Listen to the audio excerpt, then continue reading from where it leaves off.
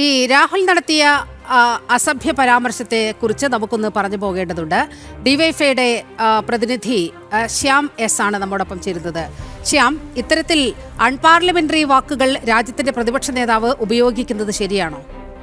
നമ്മുടെ രാജ്യം ഇന്ന് ചർച്ച ചെയ്തുകൊണ്ടിരിക്കുന്ന സജീവമായൊരു വിഷയത്തെ ആ വിഷയം ഉൾക്കൊള്ളുന്ന മെറിറ്റിൽ നിന്ന് വ്യത്യസ്തമായി ചിത്രീകരിച്ച് വിഷയത്തിൽ നിന്നും വഴുതി മാറുവാനുള്ള ഒരു ഭരണകൂടത്തിൻ്റെ ശ്രമമാണ് ഇന്ന് അവർ മനഃപൂർവ്വം സൃഷ്ടിച്ചിരിക്കുന്ന ഈ വിവാദം. ഇന്ന് യഥാർത്ഥത്തിൽ രാജ്യം ചർച്ച ചെയ്യുന്നത് എന്താണ്?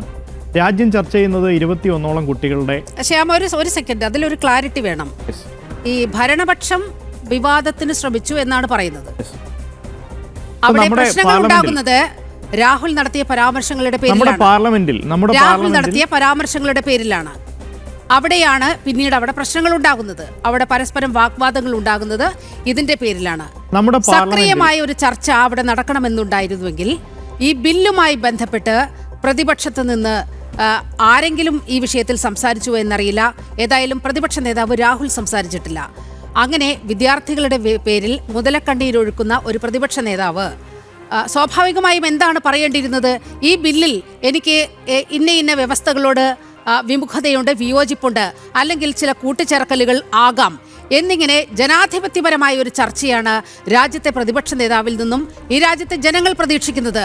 അല്ലാതെ അവിടെ ഇരുന്ന് അൺപാർലമെന്ററി വാക്കുകൾ ഉപയോഗിച്ച് കൃത്യമായി ഒരു പോയിന്റ് മുന്നോട്ട് വെക്കാത്ത പ്രതിപക്ഷ നേതാവിനെ എല്ലാ രാജ്യത്തിന് ആവശ്യം. നിങ്ങളത് അംഗീകരിക്കുന്നുണ്ടോ എന്നാണ് എൻ്റെ ചോദ്യം. ഇന്ത്യയുടെ പാർലമെന്റിൽ ഇന്ത്യയുടെ പ്രതിപക്ഷ നേതാവ് നടത്തുന്ന പരാമർശങ്ങൾ, അതിൻ്റെ ചർച്ചയുടെ പാർലമെന്റിൽ നടക്കുന്ന ചർച്ചയുടെ ഭാഗമായി നടത്തുന്ന പരാമർശങ്ങൾ, ഇതെല്ലാം പൂർണ്ണമായും അദ്ദേഹത്തിന് മാത്രം, അല്ലെങ്കിൽ അദ്ദേഹം പ്രതിദാനം ചെയ്യുന്ന രാഷ്ട്രീയത്തിന് മാത്രം ബാധകമായി വിട്ടിട്ടുള്ള ഒരു കാര്യമാണ്. ഞങ്ങൾ പറയുന്നത് ഈ രാജ്യം ഇന്ന് ചർച്ച ചെയ്യേണ്ടത് കേവലം പാർലമെന്റിൽ ഉണ്ടാവുന്ന പദപ്രയോഗങ്ങളെയോ അല്ലെങ്കിൽ അതിരുകടന്നു എന്ന് അവകാശപ്പെടുന്ന വിമർശനങ്ങളെക്കുറിച്ചല്ല, മറിച്ച് രാജ്യം ഒരു വലിയ പ്രക്ഷോഭം കേന്ദ്രീകരിച്ചുള്ള വിദ്യാർത്ഥികളുടെ പ്രക്ഷോഭത്തെ കണ്ടു. ആ പ്രക്ഷോഭത്തിന് ഒരു ഫലം കിട്ടി.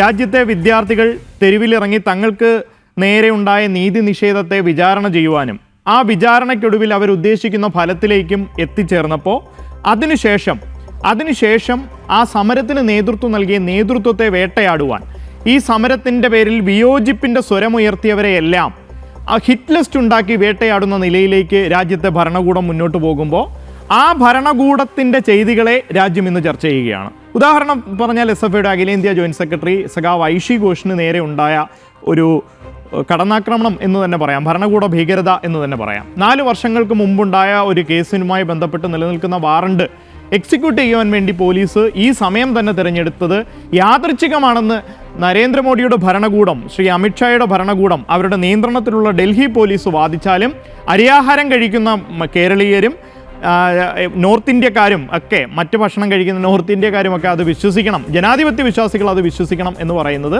ഒരു കാരണവശാലും നടക്കാത്ത കാര്യമാണ്. ഇപ്പോൾ നടന്നുകൊണ്ടിരിക്കുന്ന ഈ പ്രക്ഷോഭവുമായി ബന്ധപ്പെട്ട്, ആ പ്രക്ഷോഭത്തിൽ പങ്കെടുത്തവർക്ക് നേരെ ഉണ്ടായ ഭരണകൂട നടപടികളുമായി ബന്ധപ്പെട്ട് രാജ്യത്ത് സജീവ ചർച്ചയായിരിക്കുന്നു. അടുത്ത സജീവ ചർച്ച E20 പെട്രോളുമായി ബന്ധപ്പെട്ട് ഉയർന്നു വന്നുകൊണ്ടിരിക്കുന്നു. അപ്പോൾ ഭരണകൂടം എടുക്കുന്ന നടപടികളെ അരാഷ്ട്രീയവൽക്കരിക്കപ്പെട്ടവരെന്ന് കരുതിപ്പോന്നിരുന്ന ഒരു വിഭാഗം വിദ്യാർത്ഥികളും ചെറുപ്പക്കാരും രാജ്യത്തിൻ്റെ തെരുവിൽ അവരുടെ പ്ലാറ്റ്ഫോമുകളിൽ വിചാരണ ചെയ്യുന്നു. ഇപ്പോൾ നേരത്തെ പറഞ്ഞല്ലോ, ഒരു വാട്സാപ്പ് സംവിധാനമാണ് സംഘപരിവാറിന് ഈ രാജ്യത്തിൻ്റെ അധികാരത്തിലേക്ക് നടന്നു വരുവാൻ വേണ്ടി വഴിയൊരുക്കിയത്. എന്നാൽ ഇൻസ്റ്റഗ്രാം തലമുറ ആ വാട്സാപ്പിലൂടെ അധികാരത്തിൽ വന്ന സംഘപരിവാർ ഭരണകൂടത്തെ വിചാരണ ചെയ്യുകയാണ്. അവർ അഭിപ്രായങ്ങൾ പ്രകടിപ്പിക്കുകയാണ്. അംബേദ്കർ തന്നെ പറയുന്നുണ്ട്, വ്യത്യസ്തരായിരിക്കാനും വ്യത്യസ്തരായിരിക്കുന്നതിൻ്റെ പേരിൽ വേട്ടയാടപ്പെടാതിരിക്കാനുമുള്ള സ്വാതന്ത്ര്യമാണ് ജനാധിപത്യം.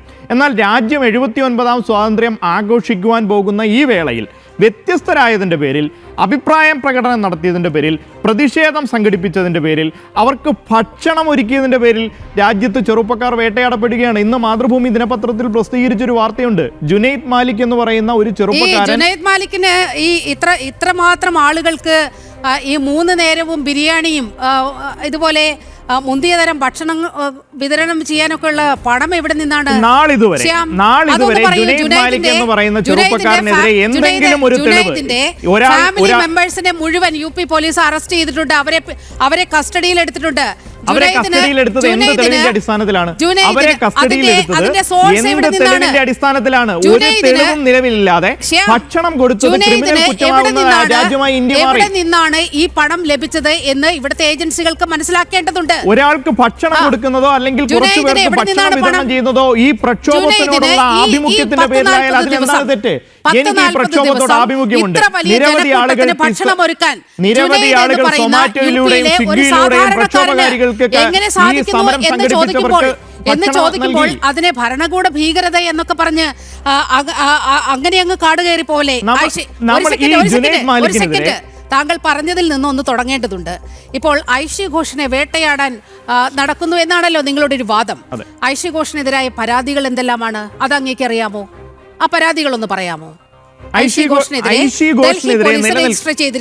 ഘോഷിനെതിരെ നിലവിൽ നിലനിൽക്കുന്നു എന്ന് പറയുന്ന വാറണ്ടിന്റെ അടിസ്ഥാനത്തിൽ അത് എക്സിക്യൂട്ട് ചെയ്യുന്നതിനാണല്ലോ AKG ഭവനിലേക്ക് പോലീസ് തിരിച്ചെത്തിയത്. ആ വാറണ്ട് എക്സിക്യൂട്ട് ചെയ്യുന്നത് രാഷ്ട്രീയ പ്രവർത്തനത്തിന്റെ ഭാഗമുണ്ടായ കേസാണ്, രാജ്യദ്രോഹ കുറ്റത്തിന്റെ പേരിലുണ്ടായ കേസാണ്. അതൊക്കെ എന്താണെന്നൊക്കെ ഒന്ന് കേൾക്കൂ. 2020 JNU സെർവർ റൂം അടിച്ചു തകർത്ത കേസിലെ പ്രതി അത് ജനാധിപത്യപരമായ സമരമാണോ? 2020 ഇതുമായി ബന്ധപ്പെട്ട അനുബന്ധ പ്രക്ഷോഭത്തിൽ രണ്ടാമത്തെ കേസ് വരികയാണ്. 2021 ഉണ്ടായ കേസിലാണ് നോൺ പെയിലബിൾ വാറണ്ട് പുറപ്പെടുവിച്ചത്. ഈ വാദം അംഗീകരിച്ചുകൊണ്ട് തന്നെ പറയട്ടെ, 2021 വരെ അമിത്ഷായുടെ പോലീസ് ഐഷി ഘോഷിനെതിരെ നടപടി സ്വീകരിക്കാതെ കാത്തിരുന്നു എന്ന് പറയുന്നത് ഏത് വാദത്തിനാണ്? എങ്കിൽ ഞാൻ വളരെ ചെറിയൊരു പ്രശ്നത്തിലേക്ക് വരുന്നു എന്ന് വിചാരിക്കരുത്. നിങ്ങളുടെ ഇരട്ടത്താപ്പിലുള്ള മറുപടി കൂടി അക്കാര്യത്തിൽ ഒന്ന് ആവശ്യമുണ്ട്. ഈ സുഗതനെ ഇതുപോലെ തന്നെയാണല്ലോ എപ്പോഴോ ഉള്ളൊരു കേസിന്റെ പുറത്ത് ഈ തലസ്ഥാനത്തെ നഗരസഭാ ഭരണം അട്ടിമറിക്കുക എന്ന ലക്ഷ്യത്തോടെ സുഗതനെതിരെയും ഇതുപോലെ വാറണ്ടുമായി കൊണ്ടുചെന്നത് ഇതേ പോലീസല്ലേ? അപ്പോൾ എവിടെയായിരുന്നു നിങ്ങളുടെ ധാർമ്മിക ബോധമൊക്കെ? ഡൽഹിയിൽ നിന്ന് ഇത്രയും പെട്ടെന്ന് വളരെ പെട്ടെന്ന് തിരുവനന്തപുരത്തേക്ക് എത്തിയതിനെ ഞാൻ ഡൽഹിയിലെ സമീപ പരിസരത്ത് നിന്ന് വളരെ പെട്ടെന്ന് തിരുവനന്തപുരത്തേക്ക് ഫ്ലൈറ്റ് പിടിച്ചെത്തി സുഗതനിലേക്ക് ചർച്ച പോകുന്നത് ശരിയല്ല. അത് തന്നെയാണ് പറയുന്നത്. വളരെ പെട്ടെന്ന് ഡൽഹിയിൽ നിന്ന് ഫ്ലൈറ്റ് പിടിച്ച് തിരുവനന്തപുരത്തേക്ക് എത്തി സുഗതനിലേക്ക് എത്തിക്കാൻ കാണിച്ച ആ വാക്ചാതുര്യെ ഞാൻ അഭിനന്ദിക്കുകയാണ്. അതിനോടൊപ്പം തന്നെ പറയേണ്ടത്, ഈ രാജ്യത്ത് രാഷ്ട്രീയ പ്രവർത്തനം നടത്തിയതിന്റെ പേരിൽ, ഈ രാജ്യത്ത് അഭിപ്രായം പറഞ്ഞതിന്റെ പേരിൽ, ഈ രാജ്യത്ത് എഴുതിയതിന്റെ പേരിൽ ഒക്കെ വേട്ടയാടപ്പെടുകയല്ലേ? ഇപ്പൊ രാഷ്ട്രീയ പ്രവർത്തനത്തിന്റെ പേരിൽ കേസിൽ അകപ്പെട്ട അല്ലെങ്കിൽ കേസ് ചാർത്തപ്പെട്ട ഒരേ ഒരു വിദ്യാർത്ഥി നേതാവാണോ ഐഷി ഘോഷ്? ഈ രാജ്യത്ത് രാഷ്ട്രീയ പ്രവർത്തനം നടത്തിയതിന്റെ പേരിൽ, പ്രക്ഷോഭ സമരം നയിച്ചതിന്റെ പേരിൽ, മുദ്രാവാക്യങ്ങൾ വിളിച്ചതിന്റെ പേരിൽ ലക്ഷക്കണക്കിന് രാഷ്ട്രീയ പ്രവർത്തകർക്കെതിരെ കേസ് നിലനിൽക്കുന്നുണ്ട്. അവർക്കെതിരെ കോടതി വാറണ്ട് പുറപ്പെടുവിക്കുന്നത് ഒരു സ്വാഭാവിക നടപടിയാണ്. ഈ കേസ് വിവരത്തെ സംബന്ധിച്ച് ഐഷി ഘോഷിനെ രേഖാമൂലം അറിയിപ്പ് നൽകാതെ ഒരു വനിതയാണ്, ഒരു വനിത കൂടിയാണ്, ഒരു പെൺകുട്ടിയുടെ നേർക്ക് AKG ഭവൻ രാജ്യത്തെ ഒരു രാഷ്ട്രീയ പാർട്ടിയുടെ അംഗീകൃത രാഷ്ട്രീയ പാർട്ടിയുടെ ഓഫീസിലേക്ക് കടന്നു ചെന്ന് അവരെന്തോ വലിയ രാജ്യദ്രോഹ പ്രവർത്തനം നടത്തിയതിന് സമാനമായൊരു നിലപാട് സ്വീകരിക്കുന്ന നിലയിലേക്ക് അമിത്ഷായുടെ പോലീസ് ഇടപെടുമ്പോൾ